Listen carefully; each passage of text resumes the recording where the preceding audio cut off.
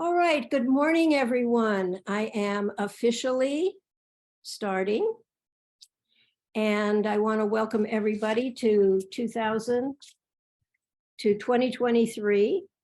And I'm Susan Koenig, and this is Saturday, January 7th, 2023. And this is Somatic Movement and Anatomy.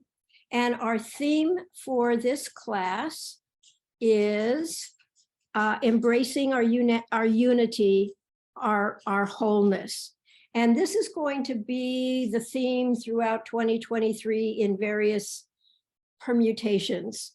And today I'm going to introduce some new terms, including Bio-Tensegrity, and we will follow a lot of these terms throughout various classes so that it takes a while to integrate new information, and there's definitely for some people, it's going to be new information in this class. So I want to say about props. When you lie down, we're going to work specifically with a body scan that comes out of the Alexander work. You're going to need some head support, a book, a pillow, something for your head, and for other movements, you're going to need some big, if you have them, probably two, but at least one, but two is better, big fluffy bed pillows, or some of you may have some form of a bolster that would be, in fact, in a way, this is the best, but I mostly do it with bed pillows because I often do some of my movements right in bed and I don't have my bolster with me. And that's it, head support and a couple of big fluffy pillows for when we use them. Let me go into my slideshow.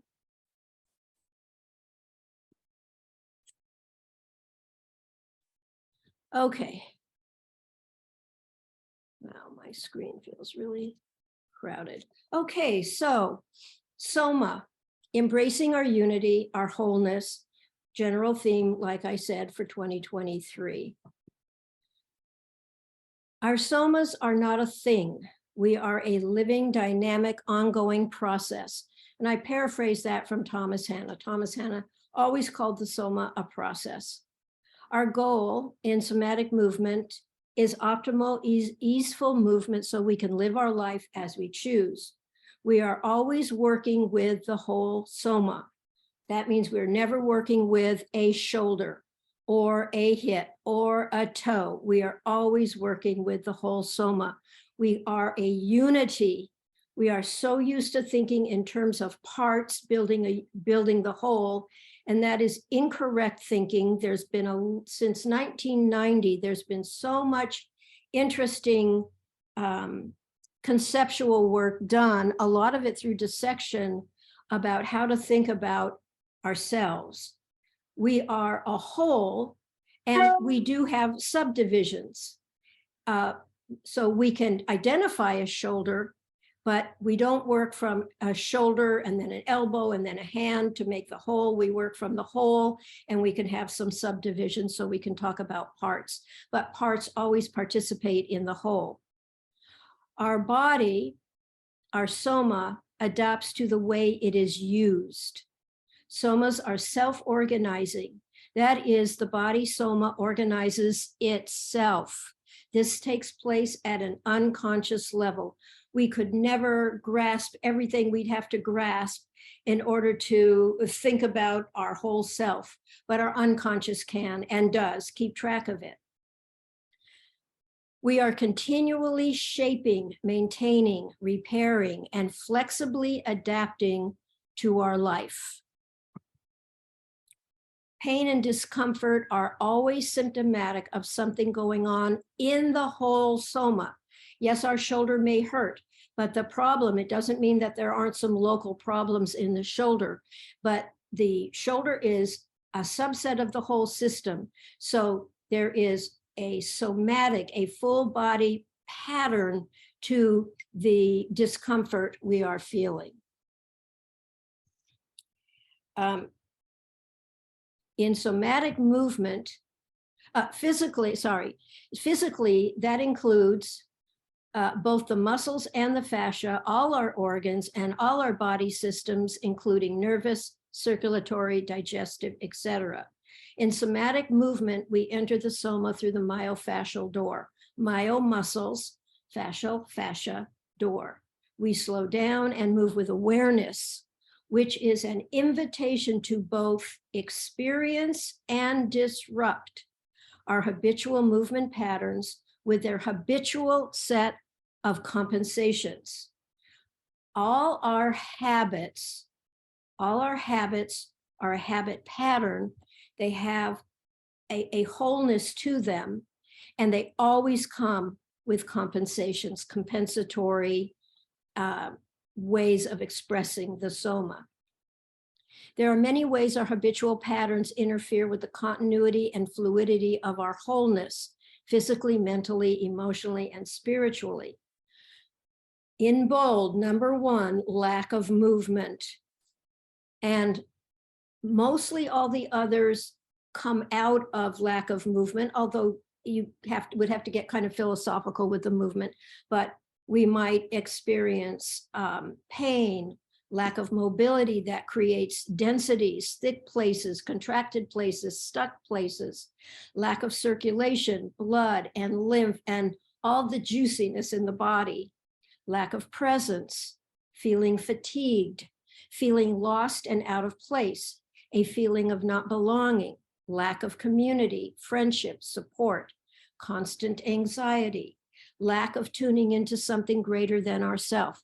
All of these are just a part of our wholeness, and all are important to our overall functioning and health. Whoops, this got a little bit, okay, good.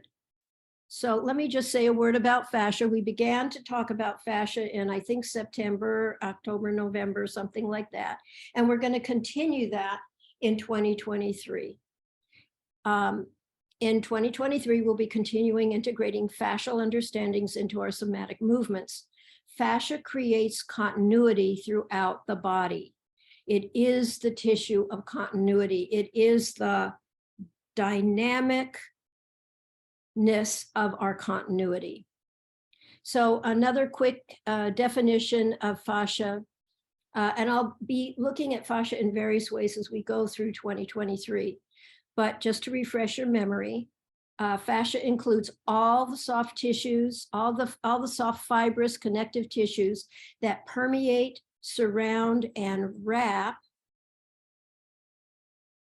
the human body. We extend the definition of fascia to include the denser parts of the connective tissues, cartilage and bone, tendons and ligaments, intermuscular septa. Here's a picture of septa, whose fibers are continuous with the fascial elements in the soft tissues, including the muscles.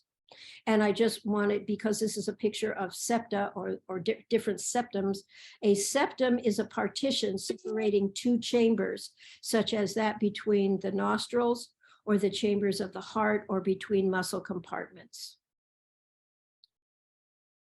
And here we have that nice picture that comes out of the of Freya, that comes out of the New Body Worlds exhibition, where they have dissected and trying to show fascia in its different facets and layers and interconnectedness.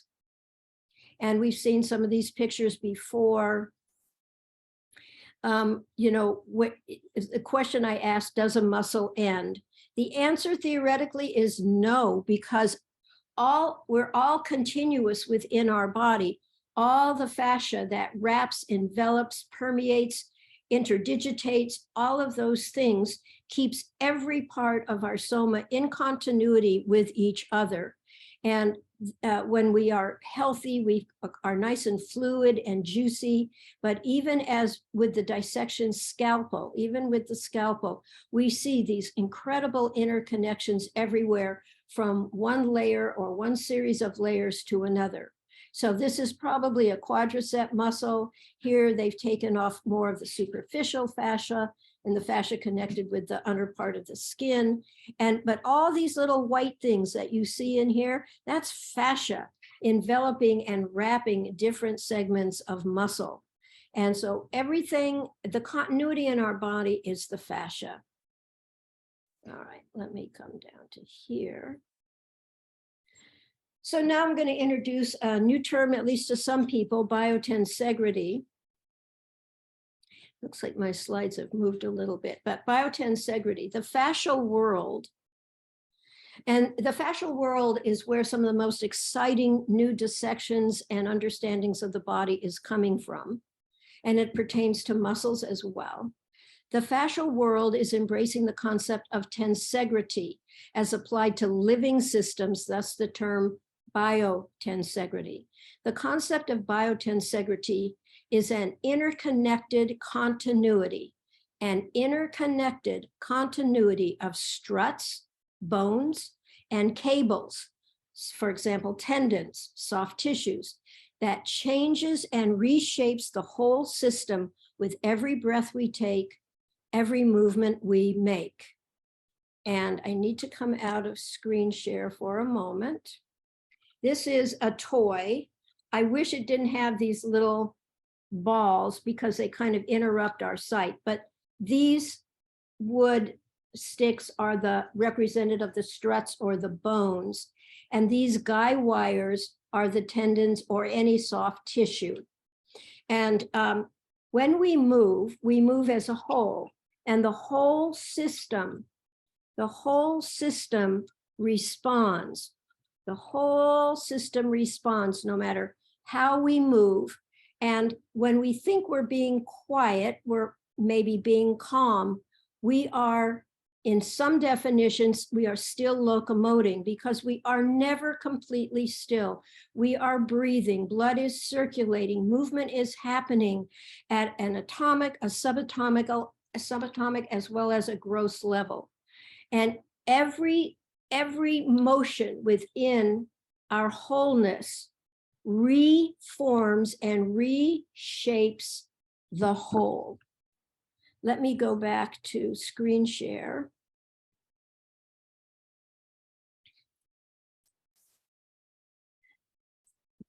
And come back to the correct slide. So we were just looking at this toy tensegrity model. Bio-tensegrity is replacing traditional linear classical anatomy with this dynamic interconnected model. Doesn't mean we have to throw out classical anatomy, but it means we need to see classical anatomy for what it is, which is a complete construct, a complete fabrication. It's not how the living soma works.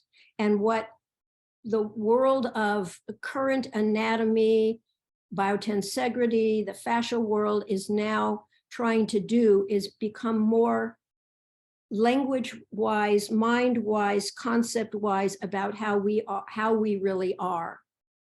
So in the biotensegrity vocabulary, and I'm learning along with everybody else, it's not easy to do. In a biotensegrity concept of the soma, I don't move my arm. I change my whole dynamic posture system in the performance of life activities. The whole is always involved. My whole soma reshapes itself. When our muscles, and the brain doesn't know muscles. The brain does not know muscles. The brain knows motor units. I'm going to talk a little bit about motor units, and I'll continue this conversation, but we need to, well, for most of us, we're interested in more thoroughly understanding our bodies, our brains, the connections, etc.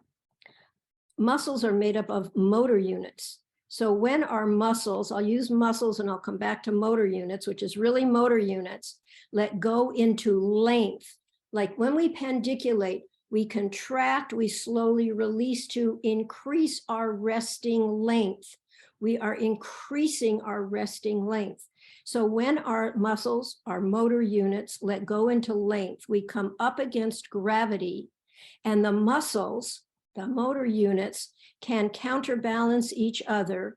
Joints have space. The body is buoyant and vibrant. The whole system lengthens and broadens together. Let me just say a word about the motor unit, because I know I'm going to get questions, and let's start taking this into the best of our ability. So first of all, let's do a little vocabulary. What is a motor unit? A motor unit is a motor. Let me back up into the components. A motor neuron is a nerve cell. Shh. My dog is barking at something, probably the rain coming. So a motor neuron is a nerve cell. A skeletal muscle fiber, when we say a muscle fiber, that's a muscle cell. The brain does not work with muscles. It works with motor units, and it only works with motor units. A motor unit is made up of a motor neuron, a motor cell, and all of the skeletal muscle fibers it is connected to. In the language of the nervous system, we would say that it is innervated by. Groups of motor units work together as a motor pool to coordinate the contractions of a body area. Flexion of the hip is not just a particular muscle, but comes from a number of motor units from a number of different muscles. And because the body is organized as a whole, the whole body reshapes itself in the performance of what we call flexing the hip. I'm going to stop my screen share now so that we can continue on with doing some opening movements from our chair. So I can actually take, well, I don't have to take off this mic, but my mics aren't hooked up because something happened. So we're going to start some warm up from the chair. We're going to start with some arch and flatten. You can already start if you understand what we're doing. I'm going to, I hesitate to move too far back. Janet, give me a thumbs up if you can still hear me. I might try to raise my voice a little bit. Now I can't see without my glasses. Could you hear me when I was, Janet, can you hear me now? Yeah, okay. To change my glasses. Okay, so we're going to go ahead and start rocking our pelvis. As we rock our pelvis so that we are bringing the top of our pelvis forward, that's an arch. Our lower back contracts and arches forward. As we exhale, gently contract your belly. Our pelvis rocks in the opposite direction. Our pubic bone is coming more up towards our chest. And we can do this pendicularly, where we arch. On the inhale, slowly release. Find an exhale. Exhale, contract belly to flatten. We rock in the opposite direction. Or we can take it in a slow flow so that we can allow our brain at least a certain amount of time to feel the transitions. And we're going to add arm rolling, but we're going to add arm rolling with a relationship I haven't talked about before, I don't think. And that is, so here's my thumb, here's my pinky. I'm going to even make this screen a little bit lower. Okay, so when I inhale and arch, you want to follow your pinky finger coming up toward the ceiling that turns your arms out, brings your shoulders back, and brings you into your scapulas. Your pinky finger takes you to your scapulas, and then you slowly come out of that, and on an exhale, contract belly, you start to round your spine and trunk, and you're going to follow your thumbs going backward or behind you, and that is going to take your arm into internal rotation, into your shoulders and into your pectoral muscles, your chest muscles, and specifically thumb to pec minor under the pec major. As you come out of that slowly, inhale, follow your pinky finger up towards the ceiling, up and outward. Pinky finger through the arm, shoulder to the scapula. Come out of that in a slow transition. Start to follow your thumbs, turning inward, backward. That takes your thumb to your arm internally rotating, your shoulders forward and into your chest, specifically your pec minor. But in general, your pectoral muscles may be what you feel. So inhale, arch, follow your pinky going upward to your scapulas. Come out slowly, exhale, contract belly, round, follow your thumbs backward, through your arms, through your shoulders, and into your chest, pec minor. And come to rest. It's very interesting how, oh, I need to stay back. It's very interesting how each finger, you can follow each finger going, so your arm goes outward or your arm goes inward. But the thumb and pinky, I think, are very specifically a really good pattern to understand. And we'll apply that line down as well. The next and last chair movement I want to do is a great warm up. We're at our desk so much, maybe you'll move your chair back a little bit. And what you're going to start making a figure 8. Make it leisurely, make it comfortable. And now your eyes, let your eyes start following your hands. Your eyes can follow both hands, or your eyes can follow one hand and then the other. Let's change our figure 8. Let's reverse our figure 8. You can do many movements, but notice how much your head and neck are moving. Notice how much your whole body is moving. I even feel it through my feet. Notice through your rib cage. Notice through your somatic center. And you can change. Maybe we'll swoop up, follow with your eyes. Maybe we'll swoop down. And you can be as creative as you want, but it's really nice to go with hand-eye. And remember, the whole soma is reshaping itself as we move. And maybe we'll swoop up the other way and swoop down now to the right corner and up into the left and follow with your eyes. And maybe we'll rotate around and we'll have our arms come around. And now our eyes are following in a rotational pattern through our chest, through our somatic center. I'm moving through my pelvis and through my legs and through my feet. And I'm even trying to breathe as I talk. So those are some really nice, and that's a more energetic kind of flow or warm up, a more energetic means whereby, and it brings in some energy, which is really nice. It's a nice complement to the slow pandiculation, which is just so therapeutic, where you stop and you rest. Flows take you a little bit more energetically. Okay, let's take a moment before we lie down just to look at the skeleton. I want to point out a couple of relationships that are going to be important. The first one I want to point out is the psoas. We have a psoas muscle on each side. The psoas actually attaches into the 12th rib. There's a little piece of tissue called the crus.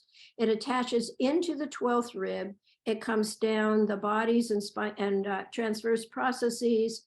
It goes through the pelvis, over the pubic bone, and it attaches to the lesser trochanter right here. And so the function of the psoas when we walk is to bring the leg forward. Other muscles then really bring it more forward. And so the psoas connects breathing. It attaches to the rib cage with walking.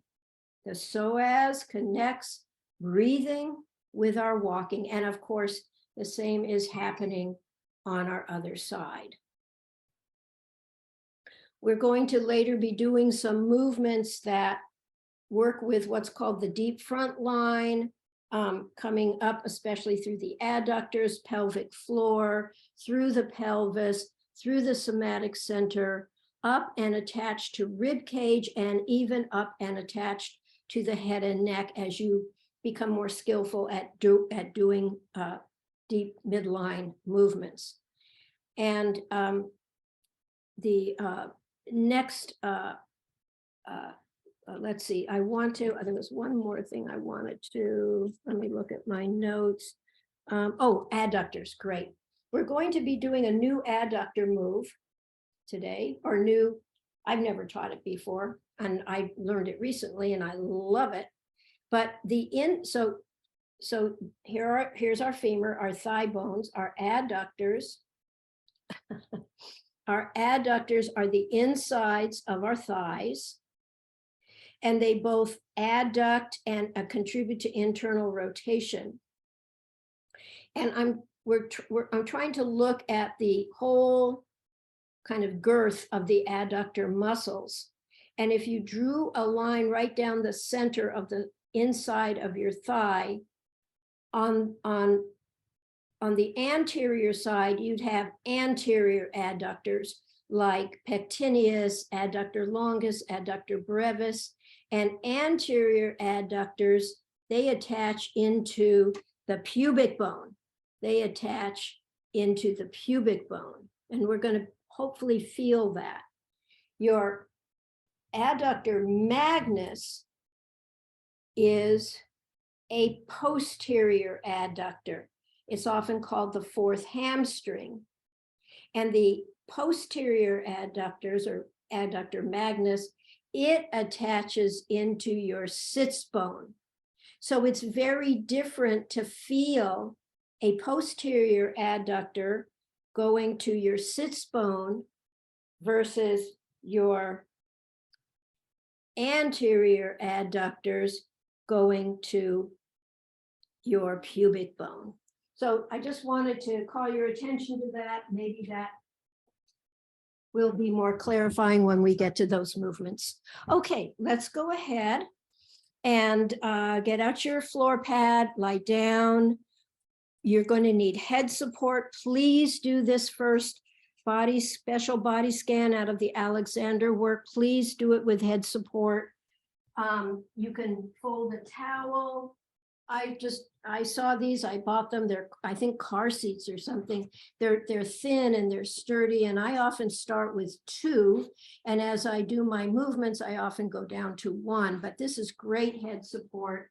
But a pillow will do, a folded towel will do. And then you're going to lie down on your back. We're going to start supine, and we're going to start with our knees bent, our feet flat on the floor, and our hands are going to be on what I call the midriff, where your hands are sort of half, my thumbs are on the lower ribs and my fingers are more on my belly. But you want to be comfortable. Your fingers are long, they're not scrunched up, they're long, and your elbows are going away from each other. Your elbows are bent and going away from each other.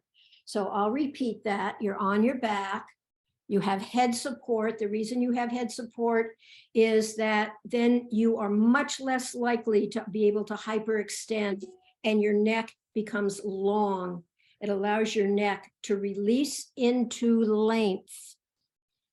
And then with your knees bent, your back and trunk are longer. Your bent knees, your knees are going towards the sky. Your feet are on the floor. Your legs are a comfortable distance apart. Your elbows are bent. Your hands are on your belly, or half on belly, half on rib cage. And as you are in that position, you're going to give yourself kinesthetic mental directions, and I will go through them. You want to do nostril breathing, normal nostril breathing. You want to feel your head on support.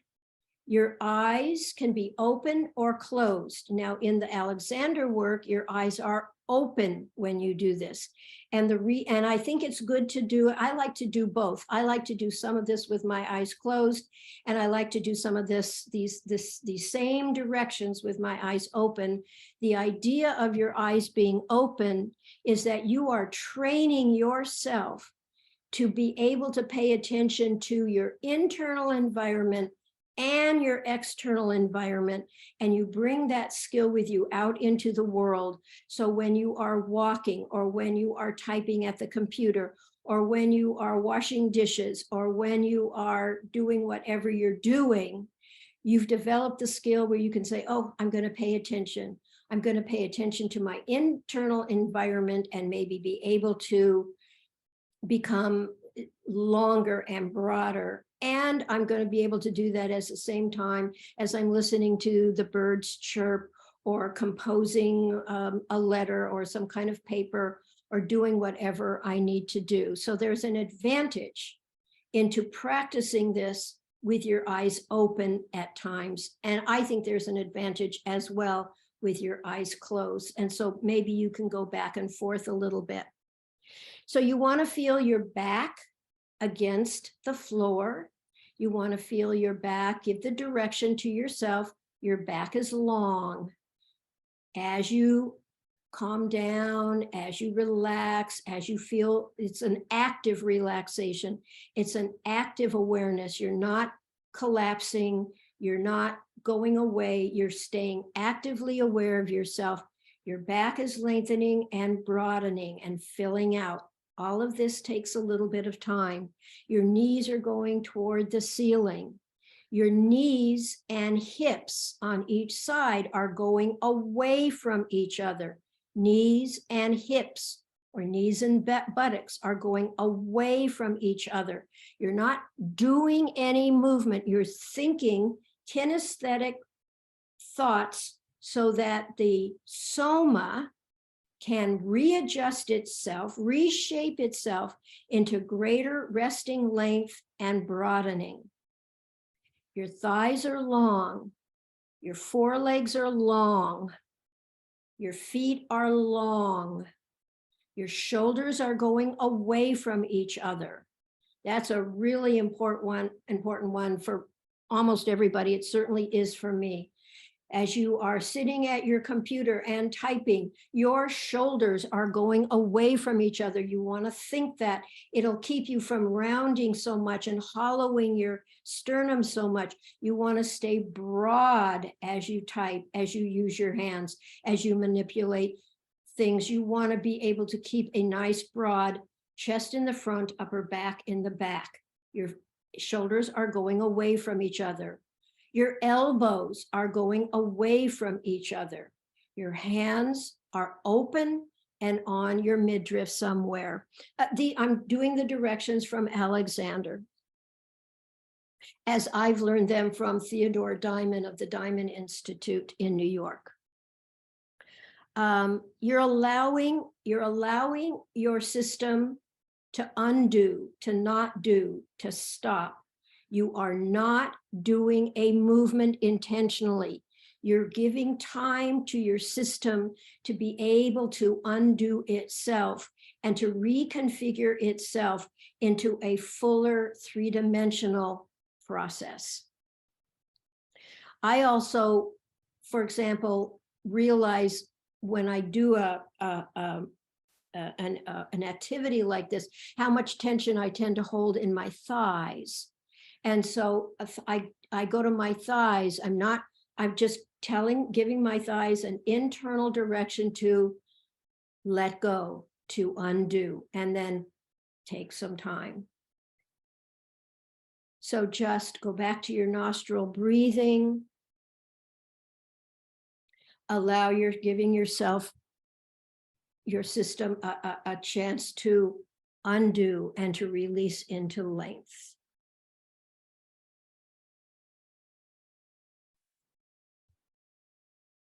And we'll draw that activity to a close.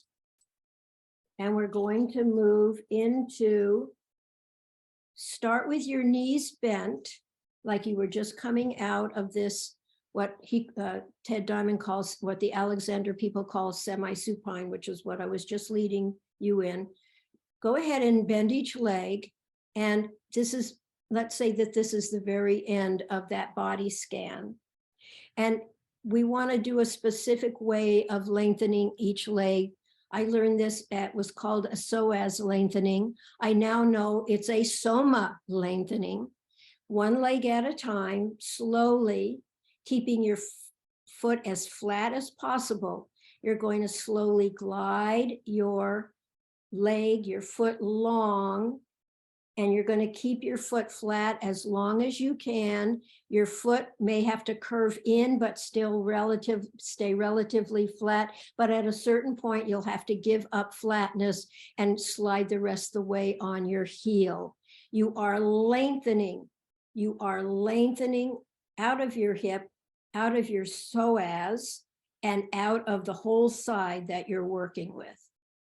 And you may take a second or two to feel that length and allow your soma to reshape itself around length. And now you'll go with the other leg, keeping your foot as flat as possible. You're going to slide your leg long, keep your foot flat. Keep your foot flat as long as you can. Your foot may need to turn in, but stay relatively flat. And then when you absolutely need to, then you come onto your heel and you slide the rest of the way.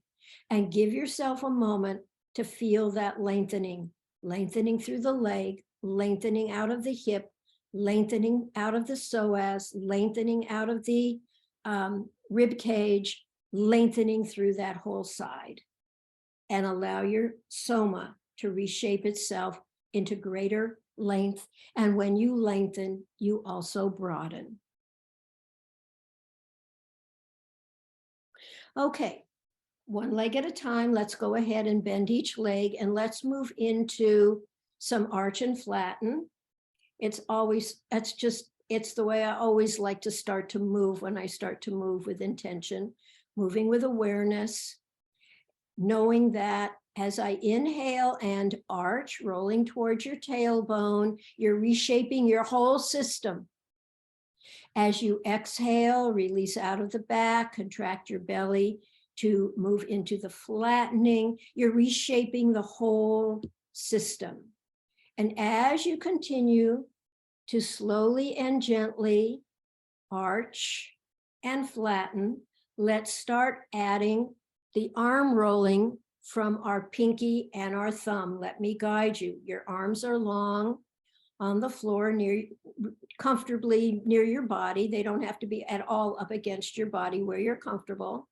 As you inhale and arch, you're going to follow your pinky going up toward the ceiling. It's going to rotate your arms and shoulders outward and bring you right into your scapulas, your shoulder blades.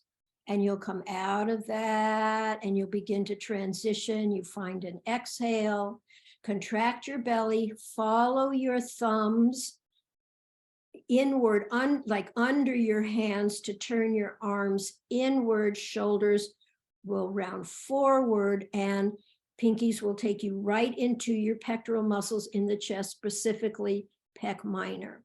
And now you start to release slowly, coming into an inhale and arch, following your pinkies upward toward the ceiling, which externally rotates your arms, your pinkies bring you to your scapulas. Your scapulas may bring you into your spine. As you exhale, you begin to transition. You might be able to do this on one exhale. You might need a fresh exhale. You flatten, you contract your belly, you follow your thumbs, like under your hands, turning your arms inward.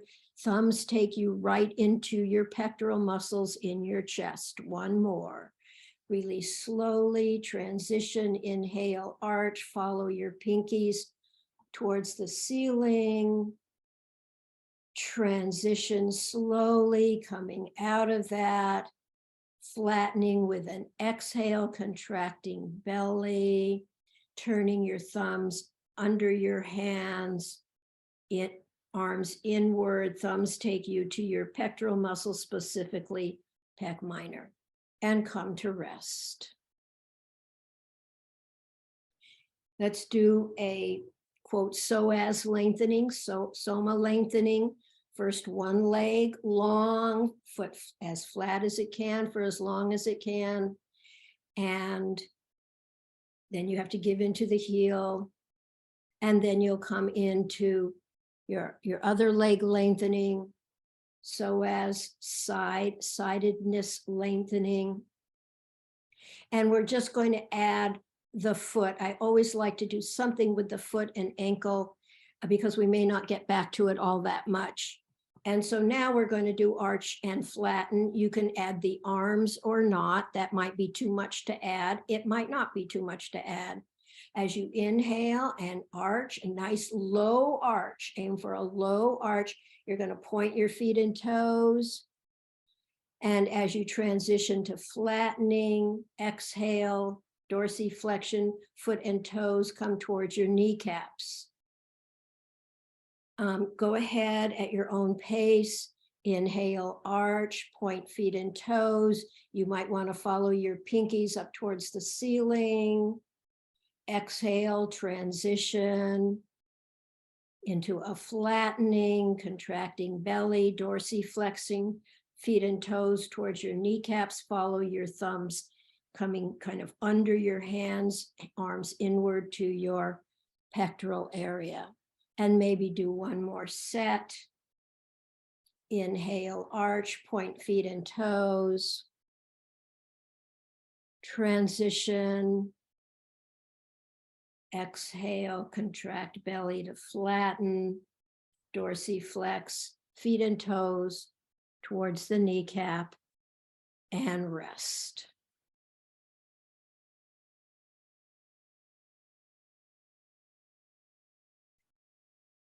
Turn on to one of your, I want to make sure I do this new move very thoroughly. So you're going to transition. Let's see, it's going to be easier if everybody lies on their right side. So because this is the first time I've led this in a class, I won't get so confused on directions. And this is where you're going to need to take your big fluffy pillows or your bolster and just have it at the ready. We're not quite ready to use it, but we're going to be using it very shortly. And this new side movement that ultimately is going to lead us working to the adductors, both the anterior and posterior adductors. It begins with chair position on the side. Your arm is draped, your top arm is draped along your side, and it begins with just some gentle arch and curl. Curl being done with your, well, you can put your hand behind your head if you want, but you can just have your arm draped. And in the side position, head support, pillows under your head for side support. And as you inhale, you're going to arch and release out of the arch. On an exhale, you're going to curl, contracting your belly. And you're going to do a few of those, 2 or 3 of those, feeling the arch and the curl from the side position. And begin to notice, and then begin to do as you so you're in chair position, your legs are stacked on top of each other. As you inhale and arch, it brings allow your top leg, bring your top leg, let it slide a little backward, your top thigh rather, not your whole leg, your top thigh, your knee to your hip especially. You're letting it slide backward on your bottom thigh with your arch. And as you transition to exhale, curl, you're going to bring your top thigh and knee, slide it forward on your bottom thigh. And you're going to start combining your arch with sliding your top thigh backward on your bottom thigh.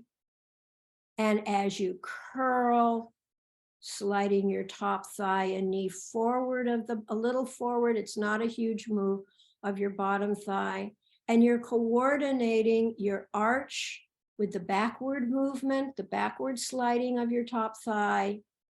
And you're coordinating the curl with the forward sliding of your thigh. Complete the one you're in the midst of and come to rest. Now, you're going to keep your top leg bent in chair position. Your bottom leg is going to straighten, and you're going to grab your pillows or bolster and put them on. Your top bent leg is in front of your bottom straight leg, and you're going to support as much of your knee to your foot. So as much of your knee and your foreleg as you can, you're going to support it on pillows or a bolster. So your bottom leg is straight or relatively straight, what is straight for you and comfortable. And your top leg is basically in chair position, knee and as much of foreleg as possible on the pillows.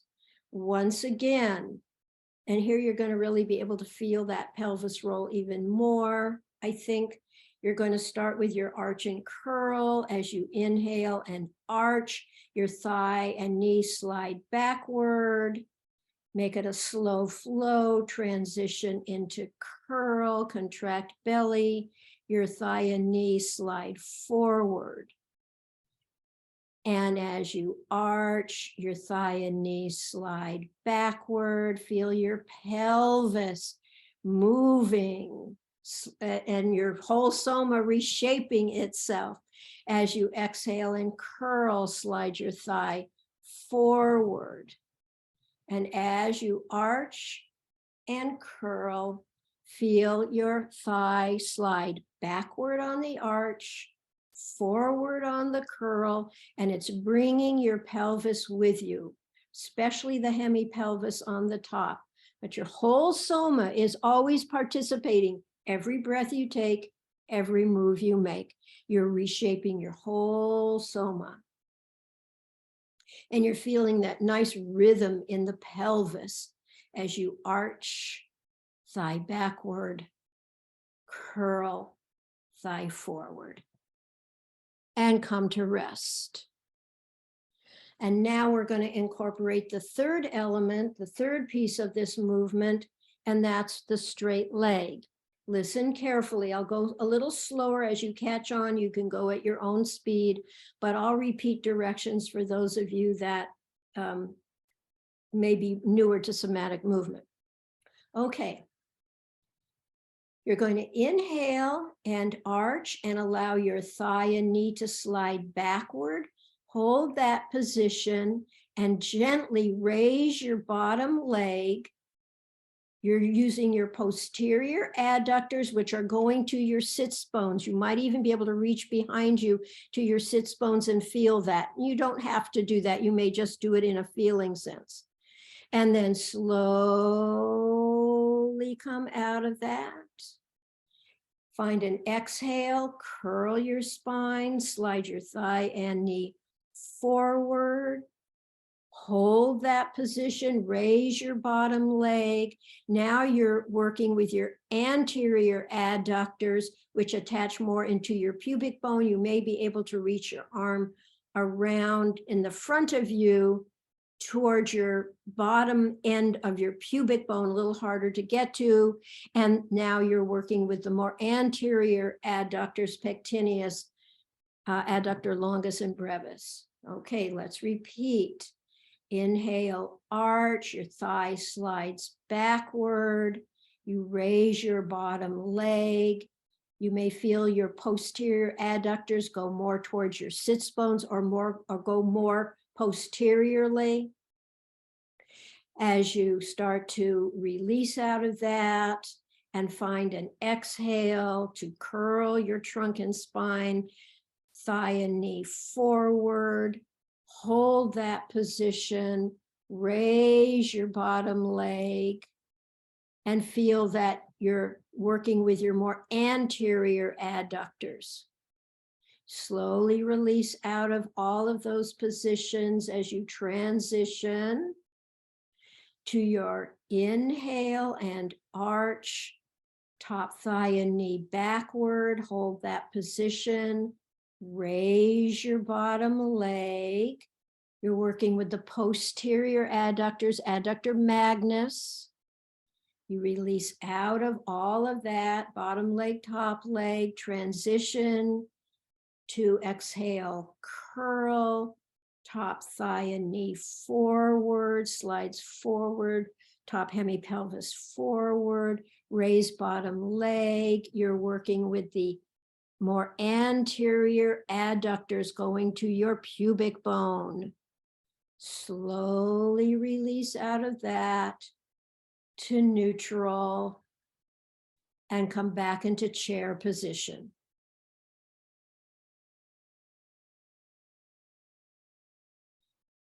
Briefly roll onto your back.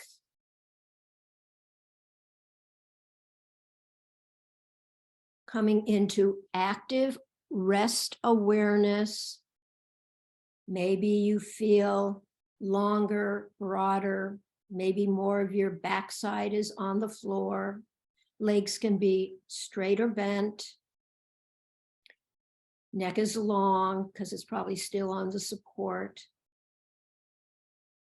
And roll onto your left side.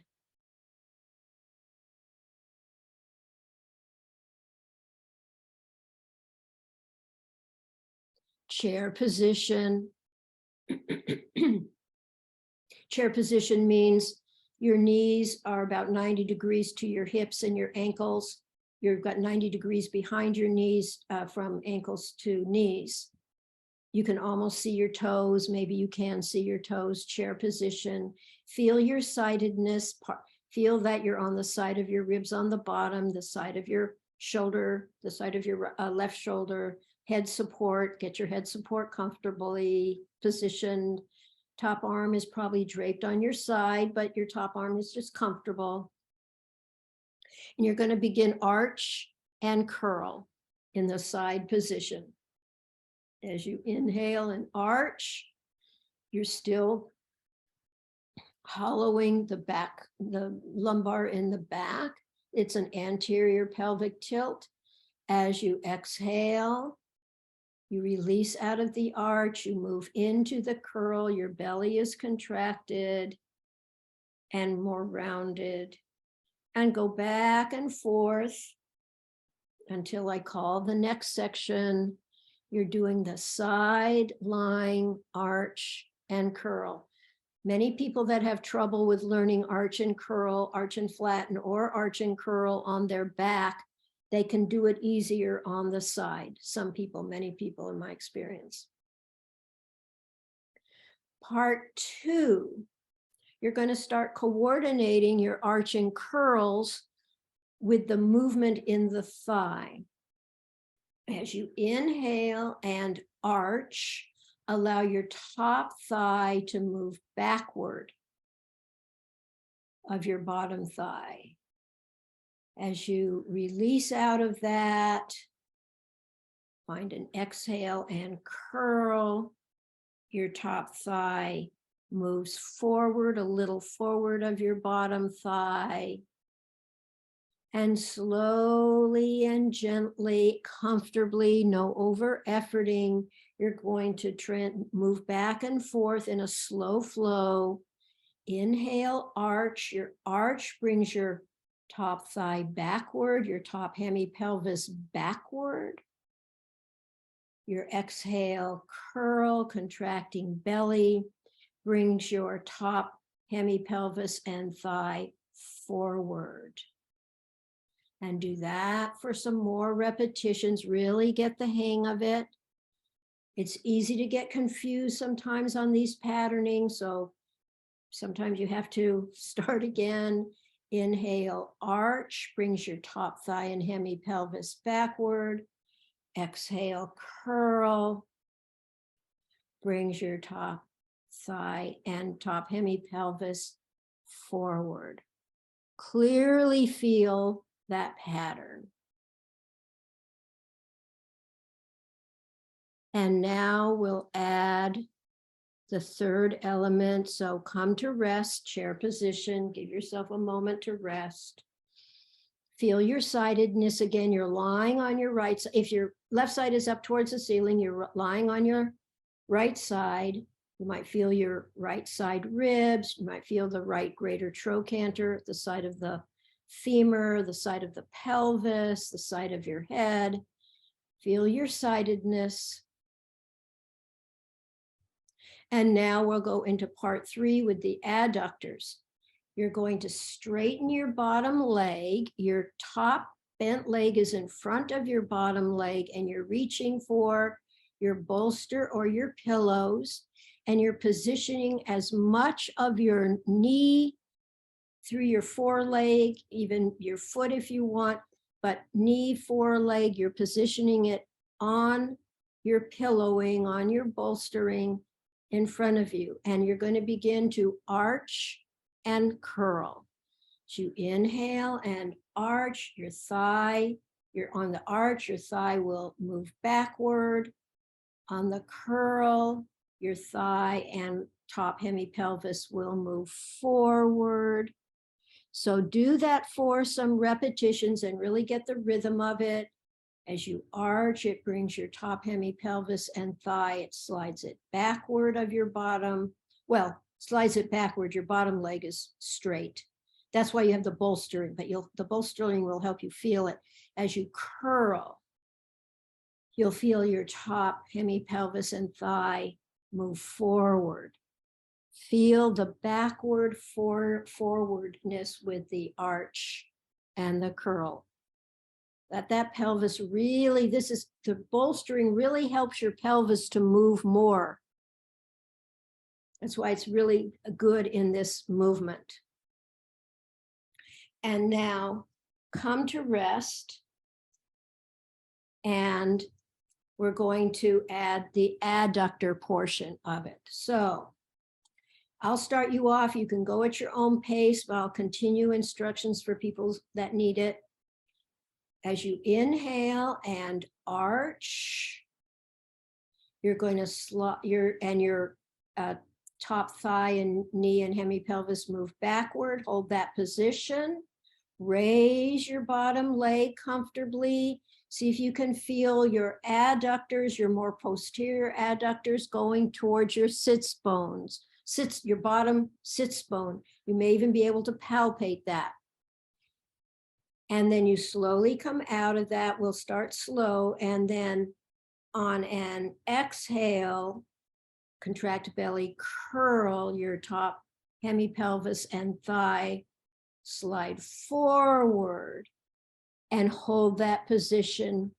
Lift your bottom leg and feel that you're contracting more in your anterior adductors, which go more towards your pubic bone.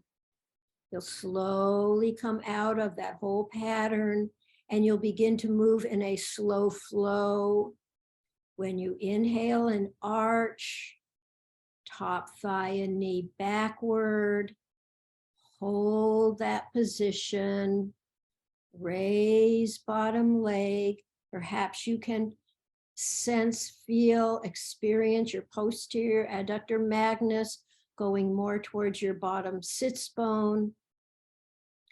Slowly start to transition. Exhale, contract belly, curl. Slide your top hemipelvis, thigh, knee forward. Hold that position. Lift your bottom straight leg. Perhaps you can experience your more anterior adductors come into your pubic bone area. Slowly release out. You're going to go back and forth. When you're arching, your top thigh and knee and hemipelvis are moving backward, and your bottom leg is raising. Your posterior adductor magnus, what they call the fourth hamstring, is attaching into your sits bone. You'll transition, exhale, contract, curl, contract belly, curl, top hemipelvis, thigh, knee, slide forward, and you'll hold that position. Raise your bottom leg. Feel your more anterior adductors go into the pubic bone area. And one more time, see if you can do it on your own. I'll make the instructions briefer. Inhale, arch. Top hemi-pelvis, thigh, knee backward. Raise straight leg, feel posterior. Adductors of the bottom leg go into your sits bone, bottom sits bone.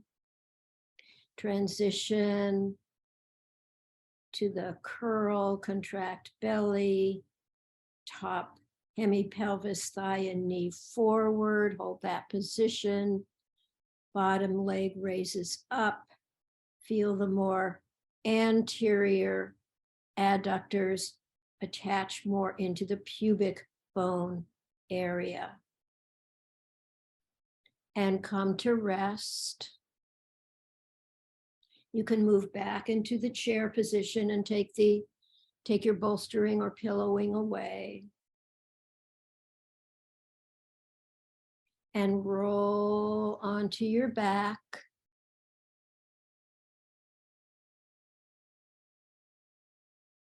Give yourself a little time to breathe, coming into yourself, active awareness, eyes open or closed. Perhaps you feel longer and broader, shoulders going away from each other. Back is long and full, neck is long. Thighs, forelegs, feet are long, whatever the position is. If your elbows are somewhat bent, your elbows are going away from each other. If your arms are straight, then your upper arms, forearms, hands, fingers are straight and long. Our whole soma reshapes itself, organizes itself, reshapes itself with every breath we take, with every movement we make. Okay, we're going to move into a variation of the twist. I'm going to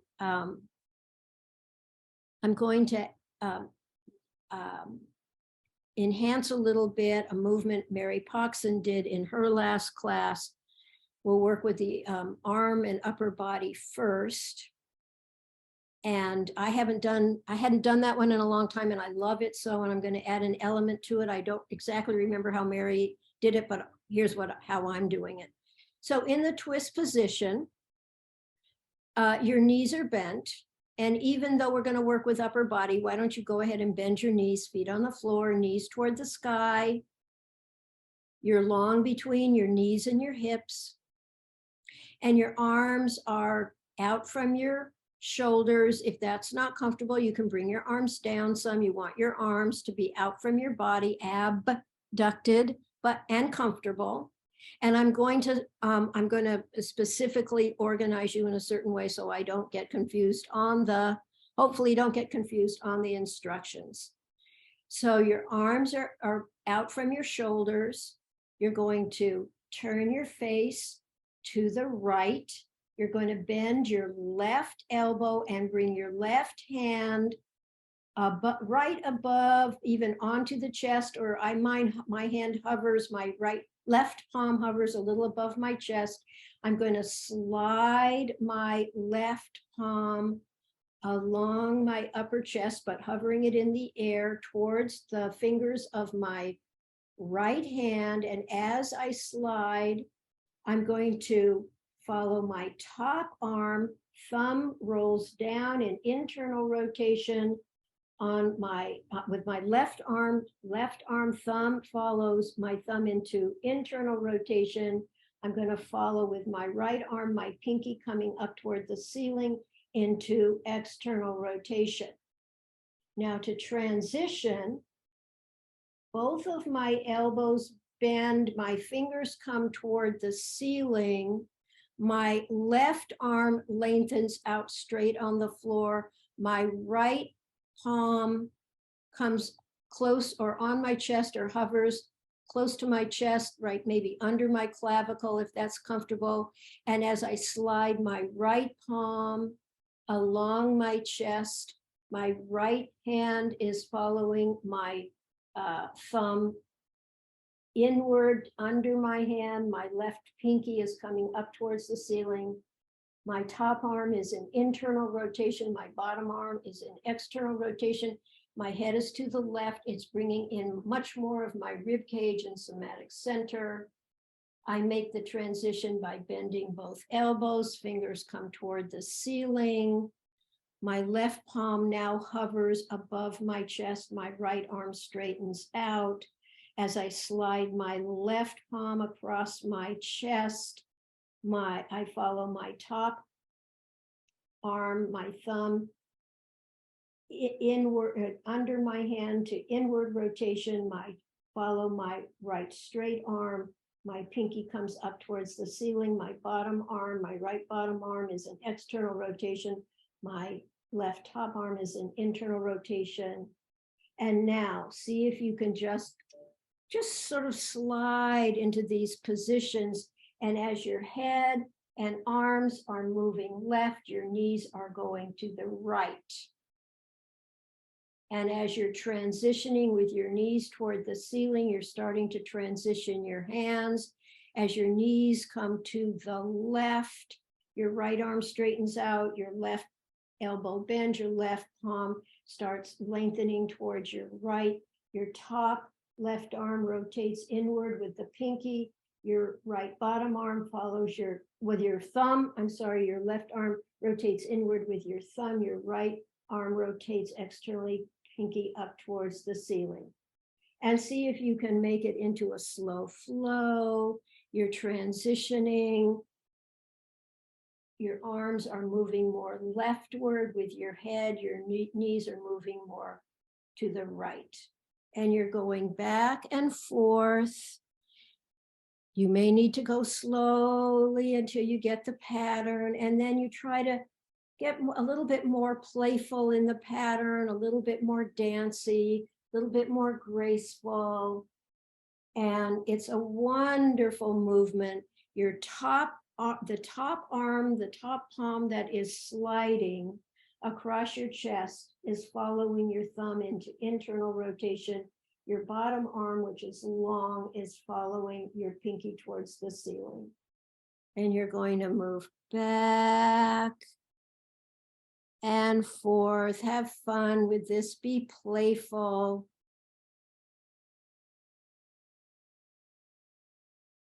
Knees opposite the direction of the face and arms.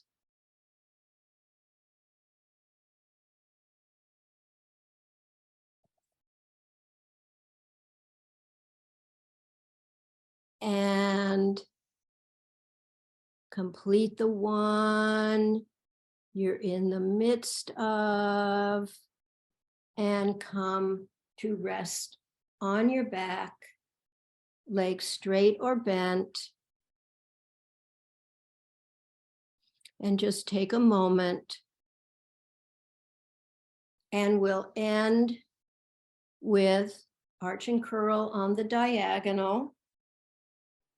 I'm going to lead the diagonals with a little bit of enhancement. Bend each leg. I like to bend my legs one at a time, standing your feet on the floor, knees towards the ceiling, hips and knees are going away from each other, your thighs are long. I think I better direct this at the beginning. Right hand behind your head. Lift your left leg and take your left palm to your left knee. We'll do it like Tom Hanna does in the book. And as you're going to diagonalize.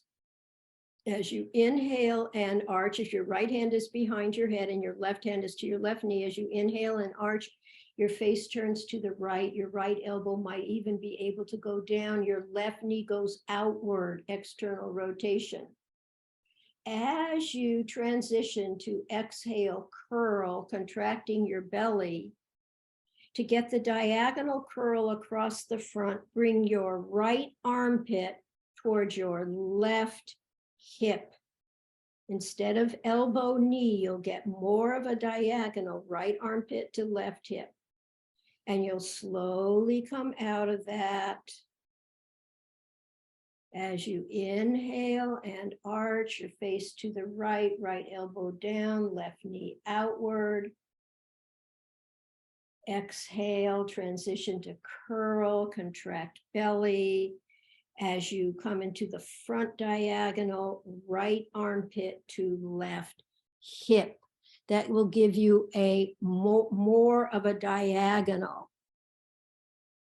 And then go ahead and repeat that one more time. You're diagonalizing both directions. The arch brings you more into an abduction in your limbs, and the curl brings you more into an adduction and internal rotation. The arch brings you more into an arch, abduction, external rotation, upper lower body opposite, contralateral rotation. And the curl, armpit to opposite hip, brings you more into flexion, adduction, internal rotation. It's just another nice way of thinking about it. Did I transition you? I can't remember. Transition to the other side if I neglected to do that, and you're going to do 3 of them with the other side, or trying to even it up. So left hand behind your head, right, you lift your bent right leg, take your right hand to your right knee. Inhale, arch, face left, left elbow in towards the floor if you can. Right knee outward, arch, abduction, external rotation. Exhale, curl, contract belly. Your curl brings your left armpit, right hip toward each other. Flexion, adduction, internal rotation. And go ahead at your own pace and see if you can remember how to diagonalize both the arch and the curl. You're reshaping your whole soma with every move you make, every breath you take. Your whole soma is reorganizing itself as a unity, as a wholeness.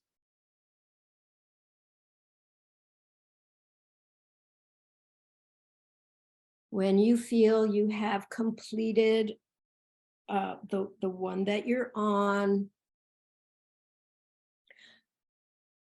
come into rest position.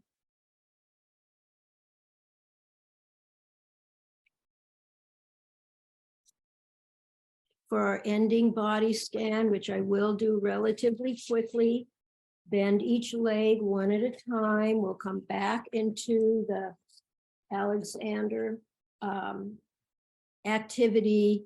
He calls it the semi-supine position.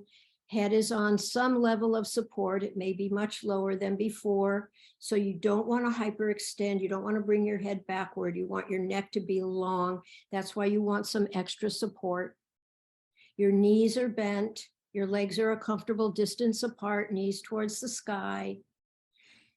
Your elbows are bent. Your palms are flat on your midriff, maybe partly on your ribs. My thumbs on my ribs, most of my fingers on my belly. And you're thinking these kinesthetic directions. You are not doing an active movement. You're doing an active awareness, giving yourself kinesthetic directions. Your back is long. Your back is full. You may feel your back side longer and fuller than before. Your knees towards the sky. Your knees and hips are going away from each other. Your thighs are long. Your forelegs are long. Your feet are long. With length comes broadness. Your shoulders are moving away from each other. It's not a conscious movement. It's a conscious kinesthetic internal direction. You're allowing the soma. You're trying to not interfere with your soma's unconscious ability to organize itself. Your neck is long, nostril breathing. Let your breathing be comfortable. Allow your system to release into length. This is tensegrity. We are releasing into length. It's a tensional compression system.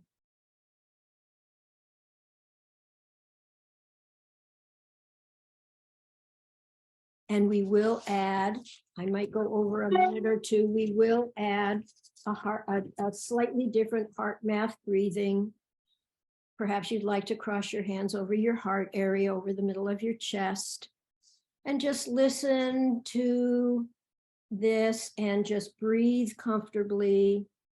Focus on your heart and breathe in the feeling of love or appreciation that you have for someone or something you care about. Radiate the feelings of genuine care and compassion into the global energetic field. See people throughout the world exploring the benefits of forgiveness, kindness, and harmonious cooperation. See more people opening their hearts to the need for compassionate latitude in their interactions. Know that most people are trying to do the best they can during these times of accelerated stress. As we practice heart qualities like compassion, kindness, and cooperation, we become architects of a new sense of hope and the power to create a better world. This increases the hope for people getting along with each other and creating solutions together for the benefit of all. And that's where we are going to end the floor part. We will take another minute or two to slowly roll to one side and come up to upright standing.